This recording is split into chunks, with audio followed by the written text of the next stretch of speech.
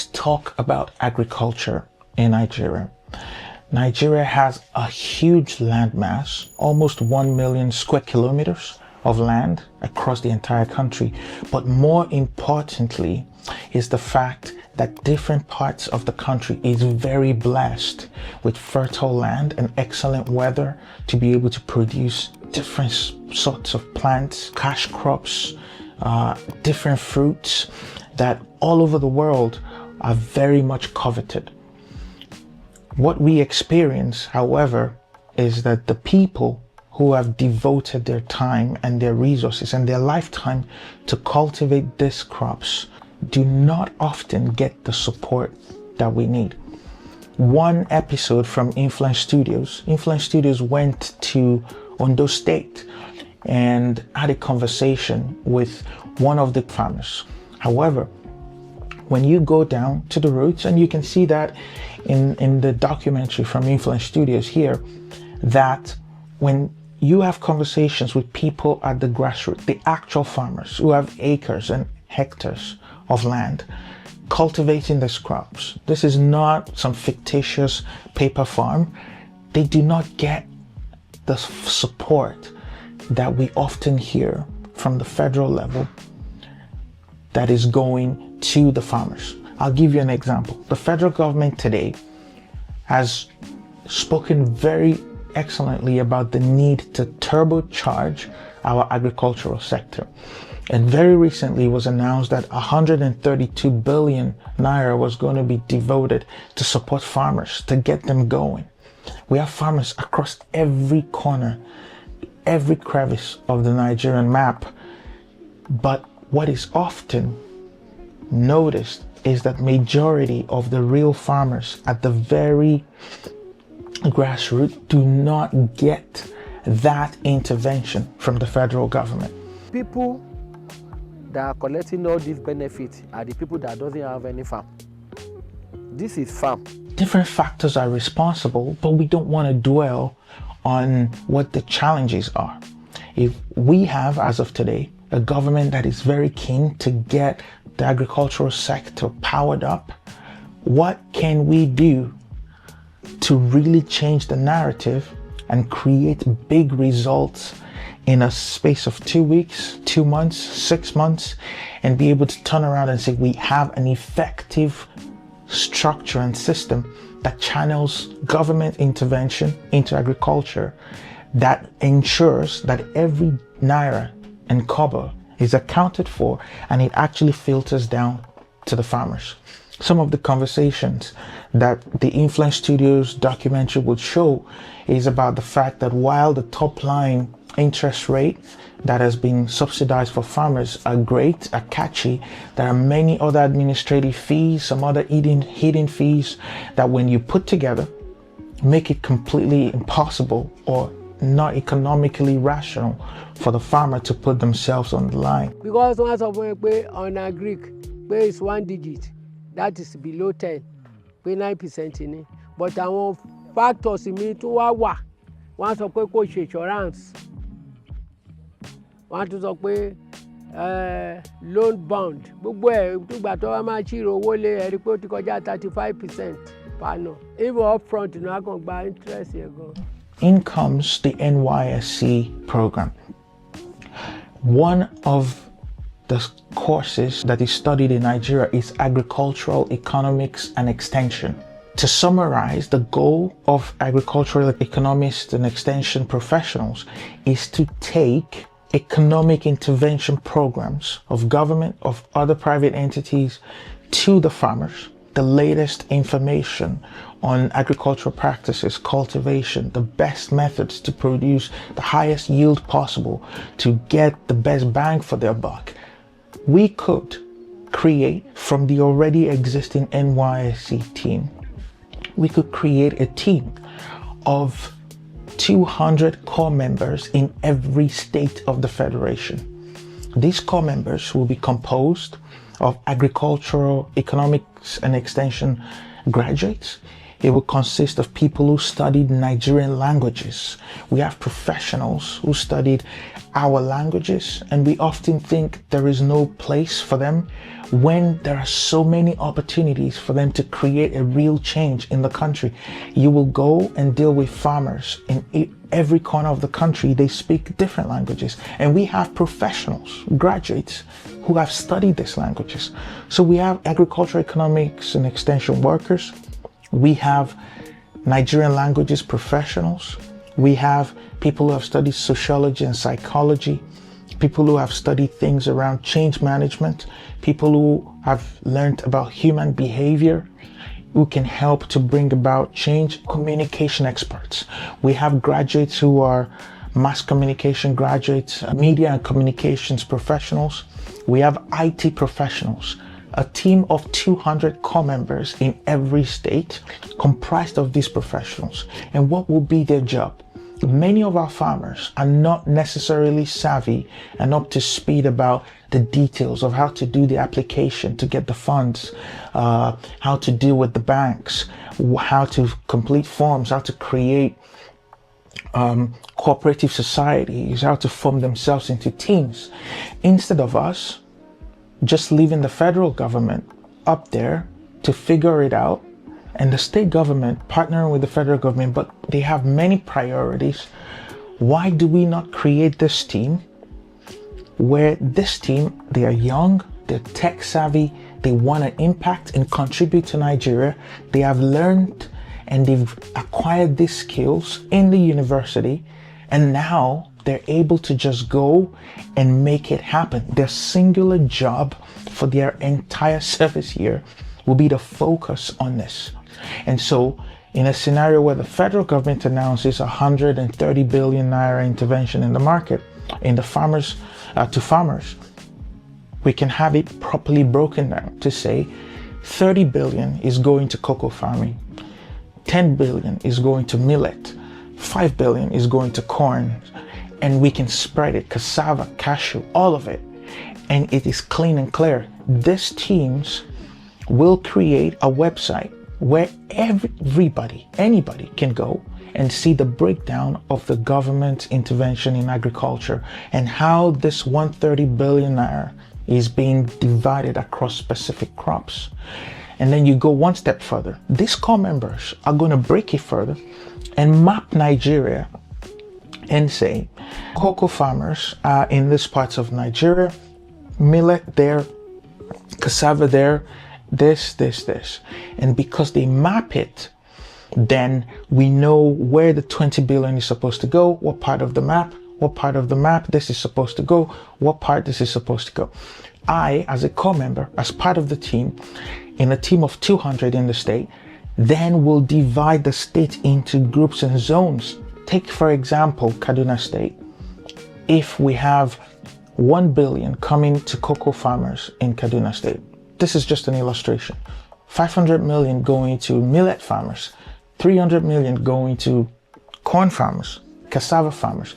The team of 200 of core members made of all these professionals, these people who have studied these relevant courses, sit together, divvy up different portions of Kaduna, 2 or 3 or 4 people for each zone, and they can look at the breakdown and say, in my portion of Kaduna, I have 300 million worth of cassava intervention that we have to make sure gets to the farmers. We have 100 million worth of maize intervention that must get to the maize farmers. And so this sub-team in this zone goes round the state, provided security by the Nigerian police. The Nigerian police exists across all of the states of the Federation. Core members are a recognized entity already across the Federation. Simple synergies between the Inspector General's office and the Director General of the NYSC collaborating on this particular program will make all the stakeholders know exactly who needs to be supported for what. And so you have this team of core members go to these specific areas. They are equipped with cameras, they might get drones, and they do a recording of the farms, the farmers. They take their details, They describe their farm, the size of their farm. There's a record of drone footage, phone footage that shows this evidence. There is a central repository that is created federally, and then you go to the state where you're working, then you go into the zone where you're responsible for. All of these corps members will put their name against their report. So we know that at any point in time, at the federal level, I could look to Kwara State, I could go to Sokoto State, I could go to Enugu State, I could find all of the cassava farmers that I recognize here, all of the details, pictures, videos of those farms, the details of the farmers, their names, their ID, all of that, we can find it. And because we have that database already captured and recorded, these corps members will interface with the government agency that is responsible for the mechanism of the dispense of that fund. So what does it mean? How does the farmer access this fund? If the farmer has to form themselves into a cooperative society, we do not leave the farmer to figure it out. The corps members will learn what the process and procedure is, and then they will go to the farmers and say, there is 20 billion naira available for your farms. If we're able to access these funds, it's already available, dedicated to this state, to this farm, because of the crop you're growing. If we form you into an association and we do 1, 2, 3, you will be able to access the funds. You just provide your information. These corps members put all that information together, do all the paperwork, converse with all the government agencies that are required, and they can go back to the farmers and say, we formed this association, the name is according to what you recommended, these are the members, the membership is here as you recommended to us. Is there anything you have concerns about? If they say no, everything is good, the corps members who are responsible for that area will sign their names around it. Remember, we're talking about accountability. So when you sign your name under it as a corps member, it means if there are questions in the future or there's some audit, we can come back and we know exactly who helped us coordinate and organize this. And because we are putting our names there, we have a sense of responsibility and we're standing up to make sure it is done right. And so the corps member goes in, sets that association for them, helps them to open their bank accounts that may be needed and any other government interventions that are required, because the farmers just want to do their farm work. They don't want to be buried in paperwork. They don't want to spend their days going from government offices to the other.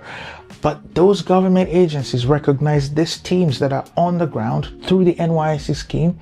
And these are young, intelligent, innovative, tech-savvy people who would automate processes, who would accelerate it, who would use all the tools at their disposal that technology affords, their energy and their passion they'll bring to bear to make sure this process is very well done and clear and transparent for all to see.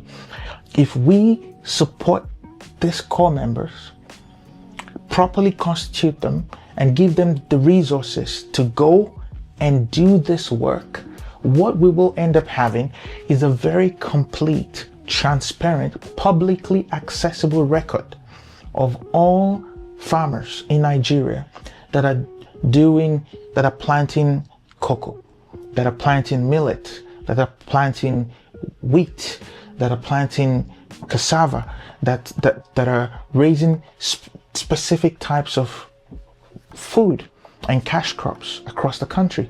And when the government says we bring 130 billion naira to help our farmers, we can go and specifically see the breakdown of what 130 billion went to. 40 billion went to cocoa, 10 billion went to this, and we can follow the money to every state, to every farm, to every farmer, and we can see exactly what the money did for every farmer. Because there, the corps members will be able to break down and say, 500 million was eventually what this set of 3 farmers were going to get, and because of that we they bought a tractor, working with the government to know what their priorities are. This will not be the decisions of the corps members. They will be people who are implementing. And so let's say, for example, the decision of the government for this group of farmers is to buy a tractor. And let's say the tractor is worth 40 million naira. And you're saying of the 100 million that was supposed to go to the 5 farmers, this group of 5 farmers forming themselves into cooperative now have a tractor.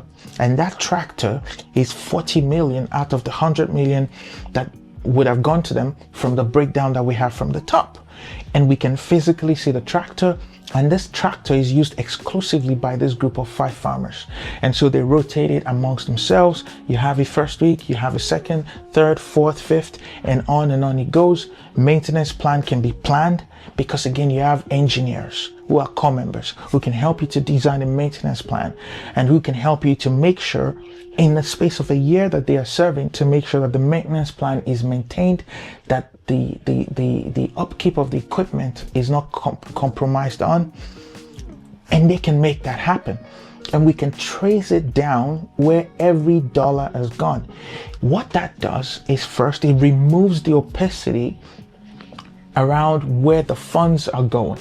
Secondly, it creates such transparency that every Nigerian can directly see the implication of money being allocated to a sector of the economy. In this situation, we're discussing exclusively agriculture. And we're just using a simple case study to see what potential, what possibilities we can have in a short to medium term framework. The core members are already paid for. The core members are already available. We have the farmers in our country. The criteria can be set. Somebody's looking at me and saying, well, everybody can claim to be a cocoa farmer. Well, the government can set the criteria and say, we are channeling money to people who have, for example, 1 acre, at least 1 acre of cocoa. And they must have planted, say, for example, minimum 2 years ago. So we know what a cocoa farm should look like that is at least 2 years old. And we know what an acre should look like. And using that metric, there's no need to be partial, to be biased towards anyone. You go in, you take your measurement, you have your drone footage, you have your camera, you have your picture, you have the record of all the farmers, and it is all clean, it is clear, it is traceable. Because we can do that already today, that will drastically transform what we have in our agricultural sector. Nigeria has the capacity, and we should stop talking about potential and capacity and actually start to produce food for the country, for the West African region, for Sub-Saharan Africa, for the entire continent, and to be able to export around the world.